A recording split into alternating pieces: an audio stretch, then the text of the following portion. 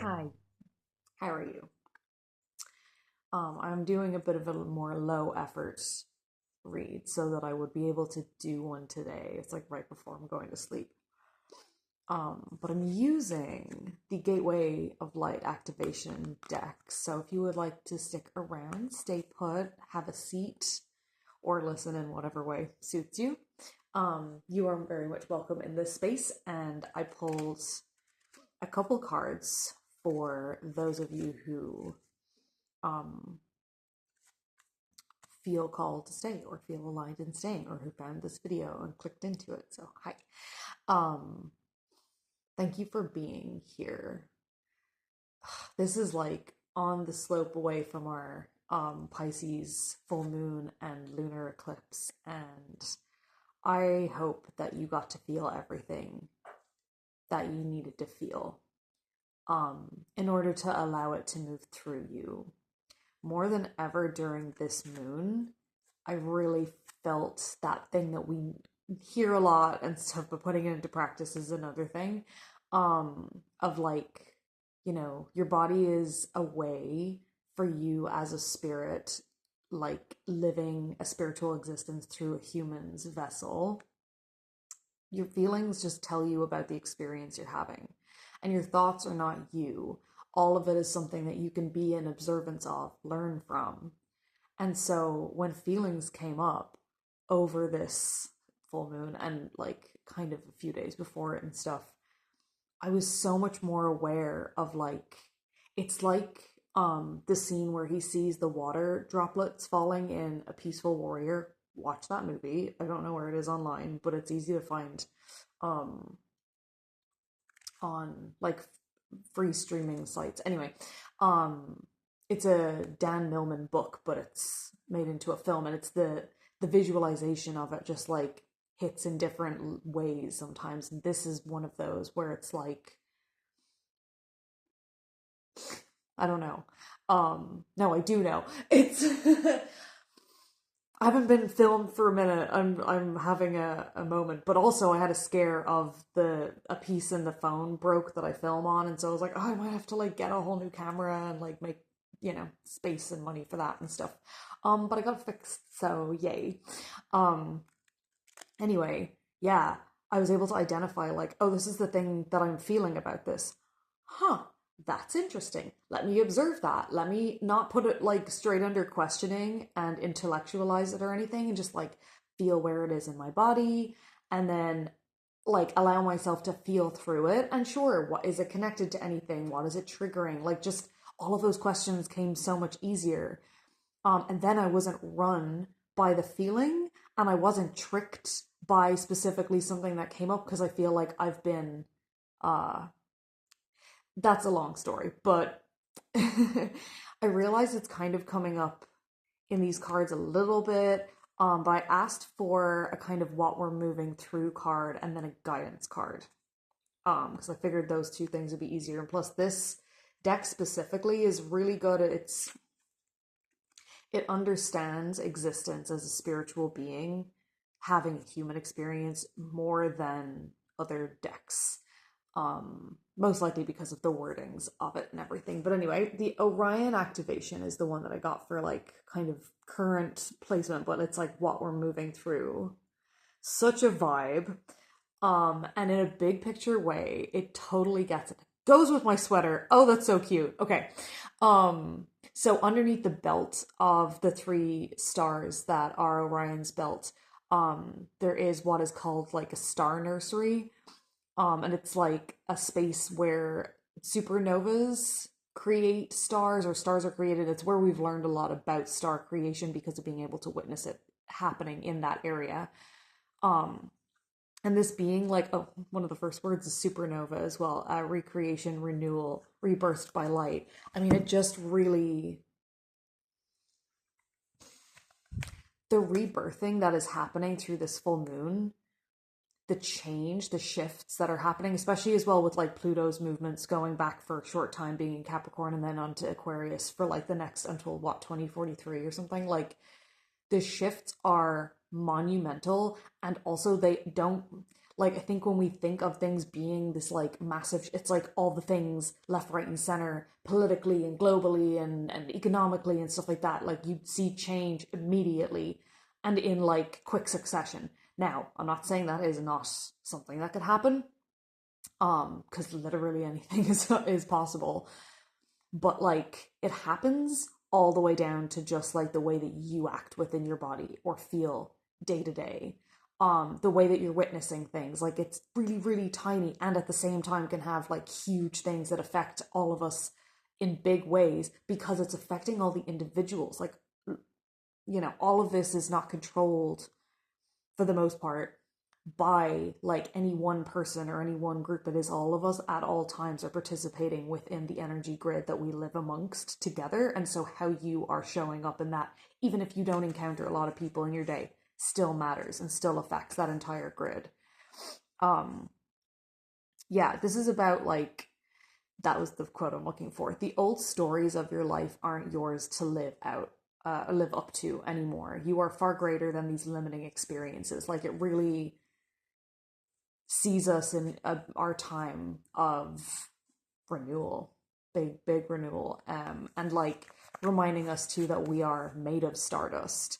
And so the spectacular, beautiful things that we witness through telescopes or through like, scientific discovery of observing these stars and such, like, they're mesmerizing and beautiful and sometimes like completely undefinable, and like, we are that at the same time as being flesh. That is still very much something, because like you experience it through feeling and stuff like that. And anyway, okay, so then I asked for a guidance card because I felt like that's kind of a useful thing right now. I mean, it can be tough to know that you're here to create heaven on earth and at the same time be aware that it's going to take like multiple lifetimes of you coming back, and you may not come back to conscious. Like, it depends on your life journey, but we can do everything that we can while we're here. And I think that the kind of like ability to put up with anything less than that has shifted away in a mass amount within the last couple generations, or within like the last couple few years, even specifically as well. Like, I realized recently that something that like we all experience is life, and we all experience death. And I guess another thing that people put in there is taxes, but like, all people do not experience taxes. I'm not gonna go further down my opinions about that, but like, something else that the entire, and I mean globally, like things that people experience globally, and we don't all even experience, like, we're all that ones that are here experiencing life at the same time, sure. um Although that means different things to everybody and stuff, but like, we don't all experience those things simultaneously, especially death. Oh, it was 808 when I said that. But we did all experience COVID all together at the same time. And that's like, for the drasticness of the way that that occurred amongst the human species, it's like, I don't know, there's just something really like unifying. And I don't even mean because of like the way that people acted towards each other or anything even specific in that way. It's just like, that is massively unifying when you think about it in the time scope of like humans experience, or the universe experiencing itself as humans. Like, I have had a theory for a really long time, belief, knowing that it's like social media, I mean, first technology in the form of this, I'm pointing at my laptop, had to occur. And then like internet had to be tapped into or created or whatever it is. And that had to happen through a person that was going to give it for free and not make it a privatized thing from the very beginning. And then what came from all of that is social media. And it just feels like anything that is created is it's an expression of the universe trying to figure out itself, right? But I also feel like we can see then the trajectory of kind of the like vibe of what it is that it's trying to seek or figure out through itself. And not only through like mass opinion, more through mass action, because one way or another, people are trying to figure out and talk and communicate with other people. And it seems simple, but when you also think about us being like an entire oneness that is trying to communicate, is succeeding in communicating with like in the conscious world, because in a way subconsciously or in other realms we are all connected all the time because of the energy grid that we are existing amongst, but like as far as the conscious mind, it has maybe gotten so far to a point where it was like so invested in the 3D, especially with like, oh, this like realm of what the future will look like and things and materialism and all that kind of stuff, like getting amped up more and more and more, and advertising and all that, like identifying via your material possessions and stuff. And then this like interjection of like a way that people can, even if they're doing it virtually, are undeniably connecting with other people, like even if it's social media or whatever it is. It just feels like, I don't know, there's no stopping an interconnectedness occurring, even if everyone is like solitary and separated and like living in a societal structure that is individualized. And it just feels like, whether it's used, now it's a tool, so it like used for negative, used for positive and everything, but like, you know, it very much reminds me of the mycelium network that goes on beneath the layer of the Earth's surface at all times. It's like, oh, we're like so close to realizing that we have that between each other, regardless of whether we are speaking to each other or not, or like, and that's not even to each other as humans. We have this with like spirits and the other realms and like fucking who knows. There are no bounds. But yeah, that's why I think that there's such an interest and rise in people channeling and like understanding what is unseen. Like, yay, more of that, because it brings me to this place where it's like, it's getting easier and easier. At the same time as it's a really tough world to be vulnerable, and it's not a normal practice, and it's definitely still something we're working on. And like therapy just got normalized within the mass, you know, Western society as well. I can't even speak for everywhere around the world. But like, being vulnerable is kind of the beginning of all of this, because it is a release of control, right? It is an ego death in one way, shape, or form. It is realizing, like, oh, I'm here and you're here, and like nobody knows what the fuck they're doing, but also we all feel. I know there's people not included in that category, but I honestly don't understand their, like, I'm not going to speak for people that I don't, you know, understand. That's not fair. So where was the piece that I wanted to read? Yeah, the Anon. Okay, I should hold the card out because I saw like an elephant in this. I don't know why, because like elephants don't have head tusks. They have mouth tusks. I was gonna say they don't have tusks, but like this looks like it could be a ram head. Anyway, it's a few different beings. It actually has come back many, many times. It's like the Anunnaki are a race of cosmic light beings who have been coming to Earth since ancient times. Okay, so basically this is like what I'm getting from it as far as a guidance card. One, there are beings that are able to offer you help and guidance, be it humans like myself or other readers or whatever it is. Oh, by the way, I do private readings and channeled messages and stuff, which you can find on Ko-fi. I have it linked. You'll find it. But like there is whatever you want to name, you know, a spirit team. Guides and guardians is one I like to use because it doesn't have any kind of specificness to it. Archangels, gods, deities, like whatever it is that you may feel calling to. And it took me a really long time to feel comfortable with like actually investing in those relationships or something. I have a Catholic past, and so like that help is there. But there's something as well to like asking for help and that being tied into being vulnerable and stuff like that. Old systems, old ways of being, and any old ways of doing things must be released if you are to evolve. So it's very on the note of renewal and stuff. But doing that also means that you are most likely in one way, shape, or form, possibly starting from scratch or starting all over again, or starting into something where it's like, ooh, I kind of thought that I knew enough about this or a lot about it. And now I feel like maybe a little bit more out of my depth, which would make sense. We are in a very watery full moon moment and like moving into a new earth that none of us have ever seen before. But we have felt it. We have felt it. That's why we know what we're creating. So don't forget that love, or that unconditional love, I would say, or that home feeling.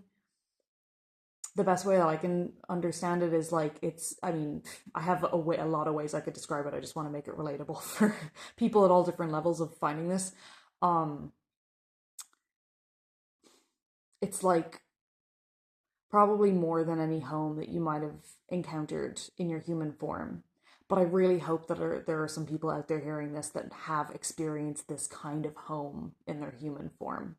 I just think that as humans go, and it's not down to really anyone's fault except for like, yeah, healing and whatever such that people, should be taking responsibility for and whatever. We're all sort of like here trying our best and like possibly feeling a little lost and not, but like we've been literally misguided and misguiding ourselves for so long. And when I think about it in the comparison to like the capacity of love that a star being has, my like star family that I know now, and like, I mean, not by name, just by feeling. The closest that I can get to it is when I hug a tree. Um, it's like home times 1,000. Like and that's not going to be the same for everybody. But I'd recommend hugging a tree. Also, look out for a tree meditation that I'm currently writing, and I want to do it justice, so it'll be out when it's out. But I want to start, bringing what it is that I practice to words and then share it with people. Anyway, okay, I will read. Oh yeah, the bit that I was going to read. Great change is coming. If you are willing to shift your perception. Oh yeah, that was a little bit about this vulnerability thing. It can be hard along a certain level of understanding your spiritual practice or existence in general, and beliefs and stuff that you have in like humans' role and your role and all that kind of whatever. But like, dare yourself to believe in more. That was not the sentence I was going to say, but thank you. Thank you, Spirit. One thing I ask a lot or say a lot is, let's see how good this can get. I am co-creating this reality that I am living with the universe, with source. And yeah, living in human existence can allow you to forget that, or kind of not fully feel the belief of that, even if you're speaking the words. And so the words and the writing it down and like remembering it, or meditations or whatever it is, or listening to stuff like this matters. And not being hard on yourself just because you can't feel it matters and stuff, but like having certain kind of, that's a click sentence. For me, that sentence like immediately brings me into like my power. Let's see how good it can get. Like, I'm here as you, you're here with me, we're one, and also we're separate beings. Like, let's fucking do it. Show me how good it can get as well. Okay. So I'll leave you with this. We'll see. I'm a bit of a rambler. So when the Anunnaki appear, it's important to know that they are heavenly allies supporting our healing and ascension. In the distant past, they visited the Atlantean civilization and helped those who were aligned with the spiritual path to ascend to the next dimension so that they could leave the wheel of karma. They acted as divine judges, deciding who could ascend and who had to be left behind for growth of their soul.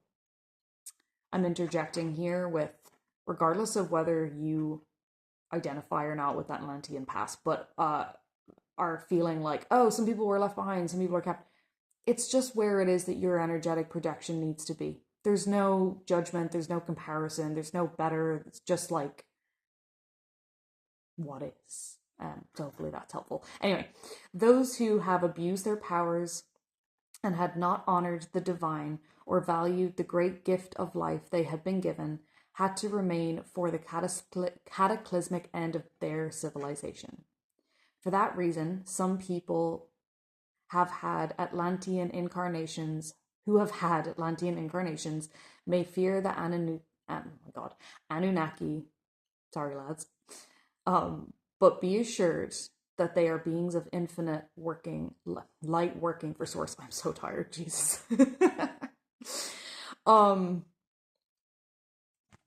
And I'm not like, sometimes the wording of things, like you can hear the perspective of the person who's writing the book, and it can work for some people. I'm a highly sensitive person though, so when there is anything where I'm like, oh no, some people were taken and some people weren't, I'm like, there's a comparison kink that I was raised under and shit, right? So like um it's laughing matter, yeah, totally. But it's the kind of thing that like remembering that the universe has the time for all beings. Like it needs you to be where you are at because you are a part of it just as much, right? It's like forget this separate judgment day idea of things. Plus, I don't know, there's some things where I'm like, that book's not wrong and like what people have written isn't wrong and stuff, but also like we're continuously the entire universe. I know we can like think about that as just like the solar system sometimes, but like the many millions and billions of solar systems that are out there and all of the life forms and anything that exists further than that and within all of that is a continuous projection of the universe existing as individual. Like we're all a part of this. You are welcome here as you are. You are exactly as you're supposed to be. And it's a beautiful feeling of detachment from the things that can really draw us down and into the 3D existence, which does matter. And at the same time, it just isn't the only thing that matters. And so when there's like some external force that is like possibly, it's like hard to, sometimes from the human perspective to think that they are all loving, all forgiving. But like, it's just like they're there to help as much as they're there to like take you as you are. I don't know how to like bring this around, I suppose, because something that really stood out to me when I was reading that was the fact that this like of all the things, the bus stop that I had to take to an appointment the other day has like literally had a new piece of graffiti, like, or stencil, I guess. Sorry, no, it is not graffiti when it's a stencil. But like it was sprayed onto the ground and it was Ezekiel 33:6. And I was like, why that? What the fuck is going on here that there's a freaking like Bible verse on the ground? Like what? It's odd. It's an odd one. But I had to look it up because I'm like, all right, show me things. And the numerology of like 6 6, right? And then that ladding back up to 3 again. There's 2 3s in it. It's just like, ooh, okay, what is this? And it was the punishment of the person who was supposed to warn the others that Judgment Day is coming, or that they're like, is the threat of hell if you don't, I don't know, repent or do something to do with your sins or whatever the fuck, because Bible shit, right? And Ezekiel's the lad who's supposed to let them know, and there's like a sword involved, so it kind of reminded me of Archangel Michael and stuff like that. But it really also, like, I heard it and was like, there's something that you have been called to do, to be, that only you know. And maybe you're already doing that and bringing that to the collective. And also maybe that's not something that has to do with like sharing online a specific wording, or it has to do with like even speaking with others, and maybe it's just like a way that you exist in your world, and like there's just no one way to define it. But whatever it is that is authentically aligned with you, as far as the way that you I guess output energy or exist in this world, like in a way it's like you've been warned now. Like that is for you to bring. Do not shy away from it. I don't love being harsh, but these are the words that I'm being given to say. But like I've been on the longest fucking journey of like knowing gifts that I have and knowing things that like I want to do, and I haven't even done all of them yet, and I'm still doing them. I'm doing them so slowly, and it's like I can just see myself from the future being like, oh my god. But like with love, because it takes the time that it takes. But I guess one of the things that makes it take longer time is if you feel like no one around you is in support of this thing, or like it's embarrassing to do, or I don't know, that the resources aren't there, whatever it is, because I can't, like, I'm trying to speak in a general term about literally anything that you may be called to do on this earth, but whatever the heck it is, start it now. 1% a day, just like chip away at it, because even if, like, this is another part of it, even when you think, oh, it's this thing, I'm going to start doing that, and then you start doing the thing and you do like a little bit and a little bit and a little bit, it turns into something else eventually. And you're like, oh, okay, I wouldn't have known though that it was going to turn into this other thing if I hadn't started that like months ago. And now I maybe keep that thing up or whatever it is, but like, you never know where it's going to lead. And even just the like investing it, the showing of trust in your own self, in what it is that you hear and hear and hear and hear and all the you, and then like showing up for that, that is the energy that this energy grid that we live amongst, that we call the 3D, that we call human existence, needs to feel. So investing in that in a way where it's like, oh, I hear you. That part of you is like, I need you, do this. And then you do it, like you're showing up in the way that, yeah. And never forget how fucking proud I am, but like, there's so much pride in you for doing that at all times. So just like continue, and consistency is another thing that can be difficult with it all. So, yeah, look after yourselves. Cry if you need to. Don't question it. Just allow it out. This is a watery moon, like I said. And I think I will leave you with that for now. So I guess if any like elephants show up in the next while, oh, and they're such like understanding, remembering creatures as well. So that's really beautiful. Okay. I guess that's what I will leave you with. There was no, I'm just saying elephants actually now. Okay. I will resume the Serendipitous deck series now that I have my phone working again. And I send you so much light and love, and I want to say strength, but there's another word. Yeah, be vulnerable with yourself. Okay, and eat a carrot. Okay, bye.